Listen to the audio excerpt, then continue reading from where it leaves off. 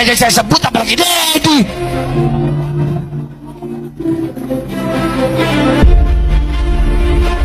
Betul, betul, betul. Saya nggak ada urusan, saya nggak ada urusan, nggak ada urusan saya. Iblis saya makan kok. Dedi lagi. Dengar-dengar mau nyalon gubernur dia. Presiden pun saya makan, iblis pun saya makan. Apalagi Deddy Mulyadi, siapa dia? Semua dibuat kafir. Dulu di Purwakarta, sekarang Jawa Barat mau dibuat kafir semua. Hello, ingat apa tidak melihat Gus Dur? Beliau jiwa nasionalismenya sangat tinggi. Bahkan sampai sekarang beliau masih dikenang. Juga ada yang berbicara bahwa beliau seorang waliullah. Apa tidak melihat sosok beliau, Kiai Haji Abdurrahman Wahid, selalu menjaga lisan, menyejukkan hati sama siapapun. Iblis pun saya makan. Lagi-lagi omongan-omongan tersebut keluar dari sosok seseorang pembenci Kang Deddy Mulyadi. Ingat, singanya Pajajaran sekarang adalah Kang Deddy Mulyadi. Hati-hati sama beliau. Kali lagi, hati-hati sama singanya Pajajaran. Kita lihat videonya. Saya sebut apalagi Dedi.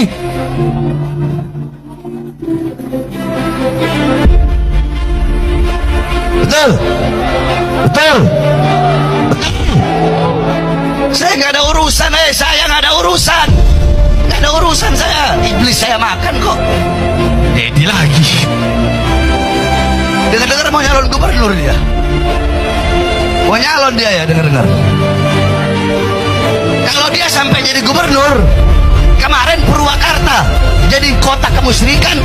Kalau dia sampai jadi gubernur Jawa Barat, maka Jawa Barat akan dia bikin jadi daerah yang penuh dengan kemusyrikan, saudara. Deddy Mulyadi kafir, musyrik, dan orang lain datang dari negara lain ke sini tiap hari membanggakan leluhurnya, tiap hari bercerita keunggulan leluhurnya, tiap hari kita harus mendengarkan riwayat-riwayat leluhurnya.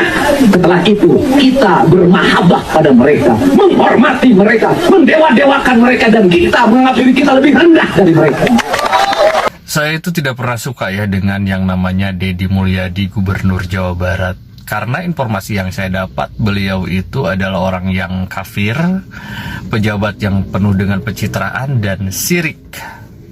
Tapi setelah saya lihat atau kemarin viral tentang larangan study tour, saya sebagai orang tua dan juga warga Jawa Barat merasa kok ini pejabat ini ngerti banget dan tahu solusi apa yang harus dilakukan tatkala ada permasalahan seperti ini. Saya makin getol tuh lihat-lihat konten-kontennya beliau gitu. Nah, ternyata pas saya lihat, kok apa yang diceritakan si ulama-ulama itu tentang beliau itu kok beda ya? Bukan ya, malahan saya lihat dia itu seorang muslim yang lebih muslim karena memang bisa membantu sesama dan bermanfaat buat orang banyak. Malahan yang saya suka itu adalah ketika dia menceritakan tentang asal-usul Sunda. Yang saya ini orang Sunda yang tadinya tidak sama sekali bangga menjadi orang Sunda. Kenapa? Karena saya selalu dicekokin bahwa nenek moyang kami sebagai orang Sunda, saya itu orang yang bodoh. Nyembahnya itu patekong, nyembahnya itu adalah pohon-pohon yang gede. Tapi ternyata menurut Deddy, orang Sunda itu punya adiluhung yang sangat luhur dengan asah-asihnya, asah saling mengajari, asih saling mengasihi, asuh saling membimbing. Itu adalah sebuah adiluhung dan nawacita Sunda, seorang Sunda. Ajarannya jarang banget, tidak bertentangan sekali dengan ajaran Islam. Saya makin ngefans sama Pak Deddy Mulyadi ya. Nah ini buat ulama-ulama yang memang kerjaannya berdakwah dengan cara mencaci, tolong ya kembalikan lagi dakwah mengajari orang untuk menjadi lebih taat kepada Allah ya, bukan untuk untuk menilai seseorang yang ternyata penilaiannya itu salah. Hei Bahar, kalau kamu berani lawan saya ini 1 lawan 1, kamu ngatain ke abah saya Kang Deddy Mulyadi musyrik. Omongan kamu itu harus dijaga Bahar. Kalau berani kamu lawan saya 1 lawan 1, ayo duel. Di mana kita ketemuan Bahar?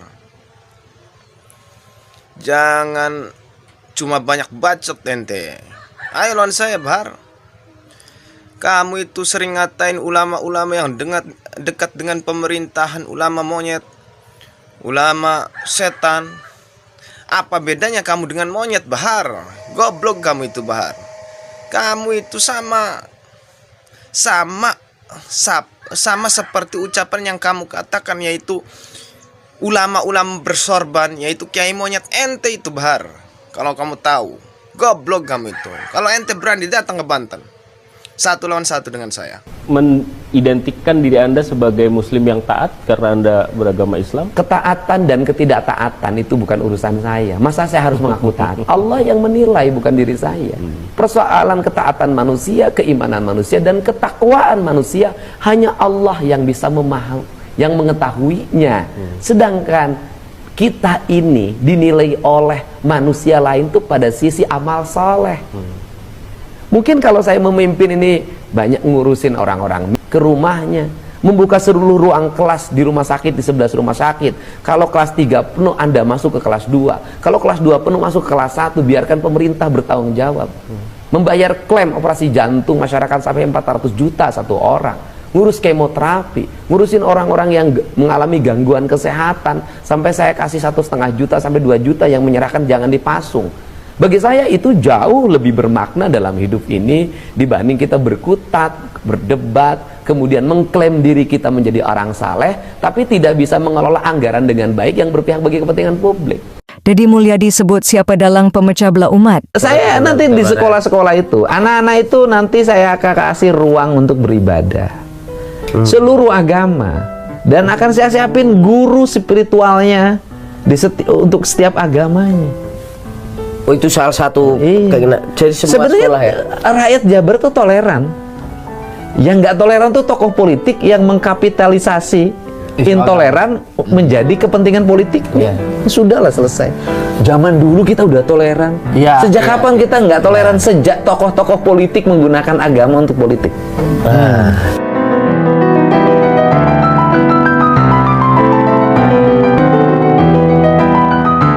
Berasal dari mana? DNA-nya dari mana? Genetikanya dari mana? Ini adalah upaya sistematis untuk apa? Untuk menghilangkan ikatan emosional, terutama orang Sunda dengan leluhurnya. Kemudian orang lain datang dari negara lain ke sini, tiap hari membanggakan leluhurnya, tiap hari bercerita keunggulan leluhurnya, tiap hari kita harus mendengarkan riwayat-riwayat leluhurnya. Setelah itu kita bermahabbah pada mereka, menghormati mereka, mendewa-dewakan mereka, dan kita menganggap diri kita lebih rendah dari mereka. Dan tak terasa domba kita kirim, uang kita kirim untuk mendapatkan air putih agar kita usahanya lancar. Kita keluarkan uang demi mereka, dan kita semakin direndahkan martabatnya sebagai suku dan sebagai bangsa. Padahal mereka makan setiap hari.